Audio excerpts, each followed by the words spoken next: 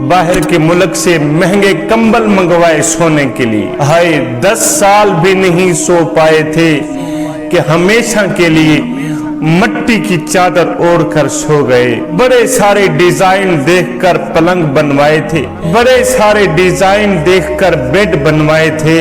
हाय 10 साल भी नहीं सो पाए थे कि हमेशा के लिए मट्टी के बिस्तर पे जाकर सो गए। खूबसूरत महल बनवाए थे, खूबसूरत घर बनवाया था, इतना पैसा लगाया था कि वो इतना चमकदार था कि अंदर जाने वाले को रात का दिन लगता था, इतना रोशन और चमकदार था। मगर हाय 10 साल भी उस घर में नहीं रह पाए कि हमेशा के लिए कब्र की काली कोठरी में जाकर सो गए।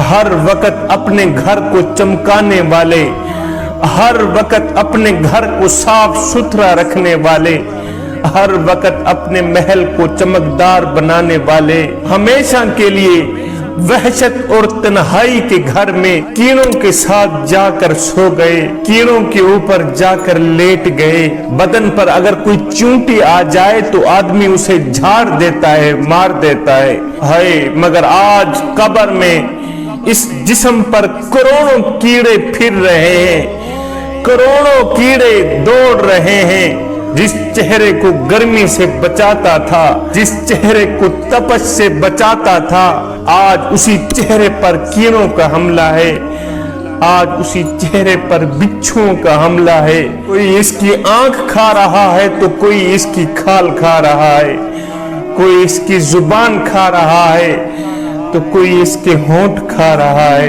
वो पेट जिसको भरने के लिए सारी जिंदगी तू धक्के खाता रहा, कब्र में सबसे पहले यही पेट फटता है इंसान का। मेरा अल्लाह फरमाता है, ऐ मेरे बंदे दुनिया को लालच की नजर से हरगिज ना देखा कर। कब्र में सबसे पहला कीड़ा तेरे वजूद की जिस चीज को खाता है वो तेरी आंख है। सबसे पहले इंसान की आंख बंद होती है, सबसे पहले शमा बुझती है, सबसे पहले मेरा अल्लाह दुनिया में शहवत की निगाह से देखने वाली इस आंख को निकालता है। जवानों, जिस इंसान का ये हैरतनाक अंजाम हो कि मौत जिसका शिकार हो, आफात के फंदे उसके चारों तरफ कायम किए जा चुके हों, मुसीबत की खायां कदम कदम पर उसके लिए खोदी जा चुकी हों, परेशानियों मुसीबतों और बीमारियों के समंदर में जो डूबा हुआ हो, इन सब कुछ के सुनने के बाद अगर वो अक्लमंद इंसान है तो दुनिया में रहकर अपनी आखिरत को तबाह नहीं करेगा, बल्कि आखिरत के लिए कुछ इकट्ठा करेगा, बल्कि आखिरत को बेहतर बनाएगा अगर वो अक्लमंद इंसान है। तो मेरे हुजूर अलैहिस्सलातु वस्सलाम ने फरमाया, अक्लमंद इंसान है वो जो हर वक्त मौत को याद रखता है। जवानों, कब्र रोजाना पुकारती है, रोजाना आवाजें देती है, और मैं तन्हाई का घर हूँ, मैं अंधेरों का घर हूँ, मैं कीड़ों का घर हूँ, मैं मकोड़ों का घर हूँ, मैं परेशानी का घर हूँ, मैं दुखों का घर हूँ, मैं मुसीबतों का घर हूँ। खुदा के लिए मेरे पास अगर आना है तो कोई ज़ाद राह लेकर आना।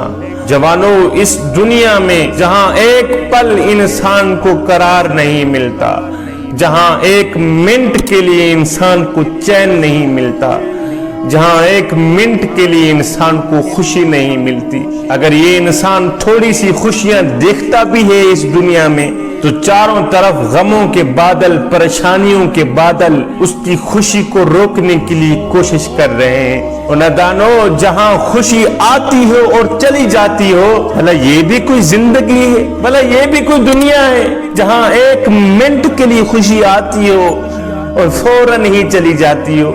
इंसान जब पैदा होता है तो खुद रोता है, दूसरे हंसते हैं कि हमारा बेटा पैदा हुआ, हमारा बच्चा पैदा हुआ है। और जब इंसान मरता है तो सारे रोते हैं, मगर मरने वाला आराम की नींद से सोता है।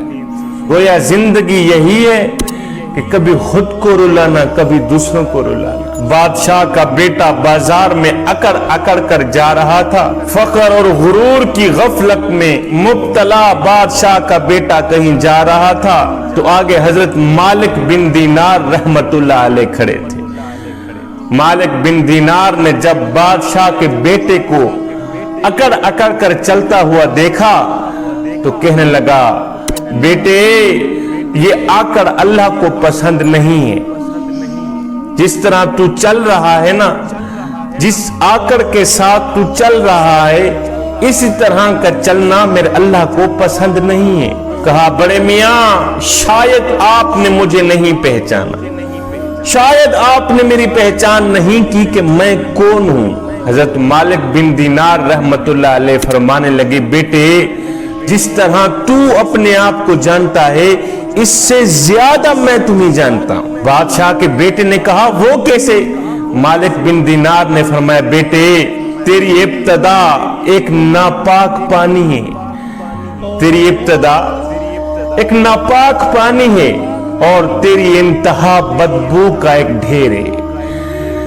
تیری ابتدا ناپاک پانی ہے اور تیری انتہا بدبو کا ایک ڈھیر ہے۔ اب بتا کہ میں نے تجھے پہچانا ہے یا نہیں پہچانا؟ اللہ کے ولی کے منہ سے نکلا یہ جملہ سن کر بادشاہ کا بیٹا رونے لگا، رو کر کہنے لگا، بزرگ میاں تو نے ٹھیک کہا ہے، تو نے سچ کہا ہے، اتنا میں خود کو نہیں جانتا جتنا تو مجھے جانتا ہے۔ اے اللہ کے نیک میاں تو نے مجھے ٹھیک پہچانا ہے۔ انسان کمزور پیدا ہوتا ہے مگر طاقتور ہوتے ہی خود کو خدا سمجھنے لگ جاتا ہے۔ ہاں کمزور پیدا ہوتا ہے مگر 4 دن کی مہلت پا کر حضرت انسان اپنی اوقات بھول جاتا ہے۔ جب انسان اپنی اوقات بھول جاتا ہے پھر اسے اتنا پتہ بھی نہیں رہتا کہ مٹی کا کھلونا جیتے جی تو بہت شور مچاتا ہے لیکن جب مرتا ہے تو مر ہی جاتا ہے۔ اے حضرت انسان تیرے غرور کی اوقات تو بس اتنی سی ہے کہ جب تو دنیا میں آیا تھا تو لوگوں نے ہی تیرے ننگے وجود کو ڈھانپا تھا اور جب تو دنیا سے گیا تھا مرا تھا تو لوگوں نے ہی تیرے ننگے وجود کو ڈھانپ کر تجھے رخصت کیا تھا۔ تو غرور کس بات کا کرتا ہے؟ ایک اللہ والا فقیر درویش میاں کسی قبرستان سے گزرانا تو رک کر اس نے فاتحہ پڑھی۔ فاتحہ پڑھنے کے بعد اس نے بلند آواز سے کہا، او قبرستان والو کتنے خوش نصیب ہو تم، کتنے خوش قسمت ہو تم کہ بڑے مزے کی نیند سو رہے ہیں، سکون کی نیند سو رہے۔ غیب سے آواز آئی، او بزرگ میاں اے مزے کی نیند ہم نہیں سو رہے، مزے کی نیند تو آپ سو رہے ہیں، ہم تو یہاں سونے کی سزا بھگت رہے ہیں۔ ہم جو دنیا میں کالے کرتوت کر کے آئے ہیں نا، ہم تو ان کی سزا بھگت رہے ہیں، لہذا سو تو آپ رہے ہیں۔ یہ دنیا سونے کی جگہ ہے، یہ دنیا غفلت کی جگہ ہے۔ جوانوں آج ہمارے پاس وقت ہے اللہ کے ساتھ اپنا معاملہ درست کرنے کا، آخرت کے لیے کچھ اکٹھا کرنے کا۔ کسی بزرگ نے، اللہ کے ولی نے، اللہ والے نے ایک نوجوان کے جنازے میں شرکت کی نا، جنازہ پڑھنے کے بعد میت کو دفنایا، دفنانے کے بعد ساتھ میں ایک نوجوان کھڑا تھا۔ جب ہم میت کو دفناتے ہیں تو جانے سے پہلے دعا کر کے جاتے ہیں، تو دعا سے پہلے ساتھ میں ایک نوجوان کھڑا تھا۔ اس فقیر نے اس نوجوان کو کہا، بیٹے تمہارا کیا خیال ہے، اگر یہی مرنے والا شخص دوبارہ دنیا میں آ بھی جائے تو اب یہ کیا کرنا پسند کرے گا؟ جس کو ہم نے ابھی دفنایا ہے، دفن کیا ہے، جو ابھی مرا ہے، اگر یہ شخص دوبارہ دنیا میں آ بھی جائے تو یہ کیا کرنا پسند کرے گا؟ اس نوجوان نے کہا، بابا جی اب یہ دوبارہ دنیا میں پلٹ کر آ بھی جائے تو اب یہ توبہ کرنا پسند کرے گا، اب یہ قرآن پڑھنا پسند کرے گا، اب یہ اللہ اور اس کے رسول کو راضی کرنا پسند کرے گا۔